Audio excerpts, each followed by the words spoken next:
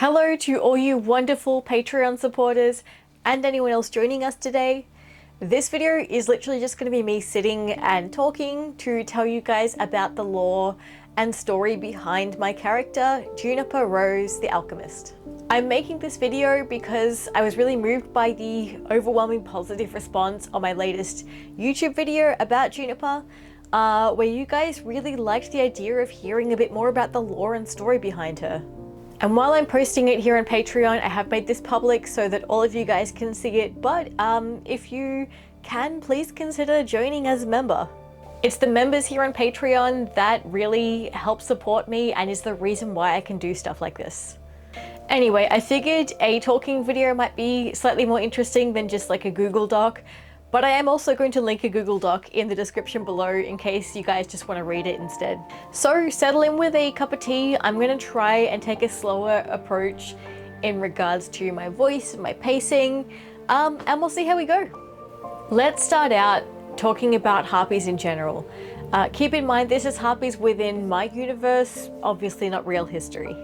Harpies are a race of avian humanoids and come in all varieties reflecting different bird species.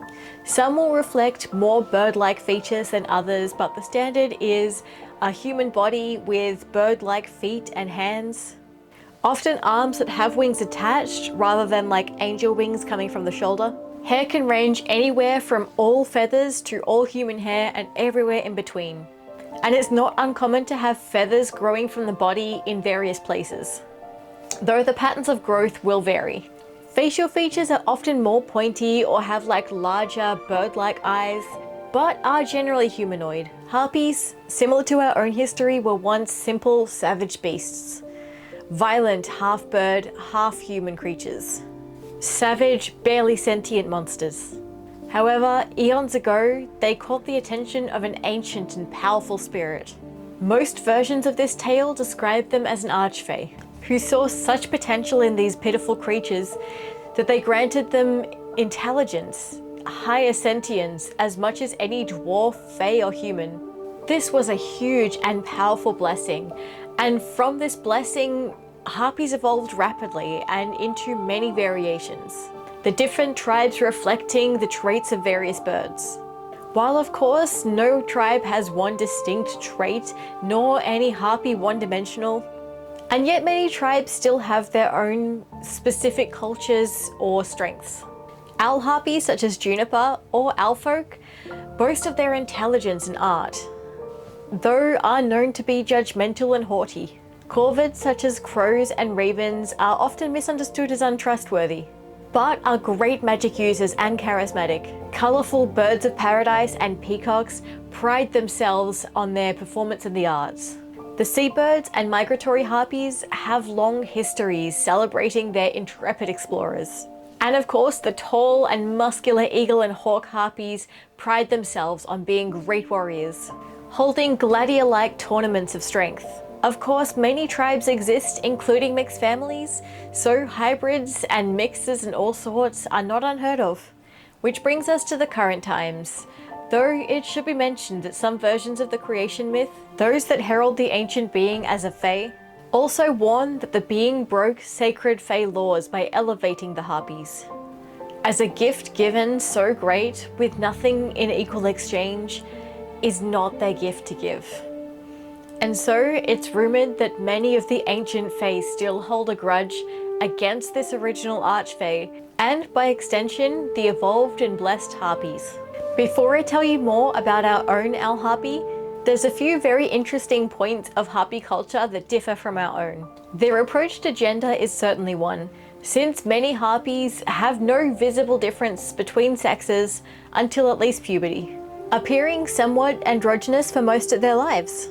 So many of the harpies' languages don't have gendered pronouns, but will happily use he or she when speaking common.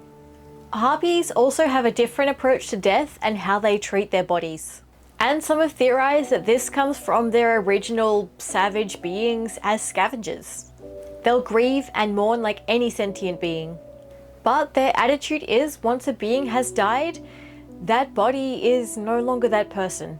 The remains are no longer worthy of respect or reverence any more than a rock or a plant. So the deceased feathers may be taken for use by family or friends in art, making of pillows or blankets.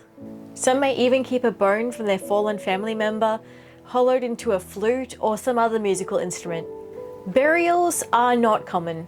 Harpy funerals don't often center the body itself, but some disasters like plague or war or natural disaster will mean that the bodies are burned in huge funeral pyres, with survivors soaring on the updrafts as a mourning ritual, imagining the spirits of those lost rising with them in the updrafts from the flames. Of course, these are just a couple of examples that a lot of other humanoid races may find strange. But each tribe and each family have their own deep cultures. And of course, many harpies that have grown up in more mixed environments like cities feel more kinship of the cultures of those places instead. Now we come to Juniper herself. Juniper Rose is a friendly, mild-mannered owl harpy, a little awkward at times, but well-meaning and fiercely curious. If you were using her in a game like Dungeons and Dragons, I would play her as an artificer alchemist and as an owlin or reskinned aarakocra. She lives on the outskirts of a forest, not far from a town, often foraging for ingredients from the nearby forest, and occasionally paying or trading with hunters and travelers that venture further into the forest for rarer or harder to find ingredients, as she's not a huge fan of sleeping rough or hardcore survival skills, preferring a warm chair by the fireplace with some hot coffee. She works, of course, as a potion maker and all-round tinkerer. Her friendly demeanor means she's made friends with many of the townsfolk that come to visit, though being a bit eccentric means she does attract like-minded stranger folks. So between the potion making and selling and assisting with healing the townsfolk, she makes a decent living. Her general knowledge about the world is decent, but mostly comes from books.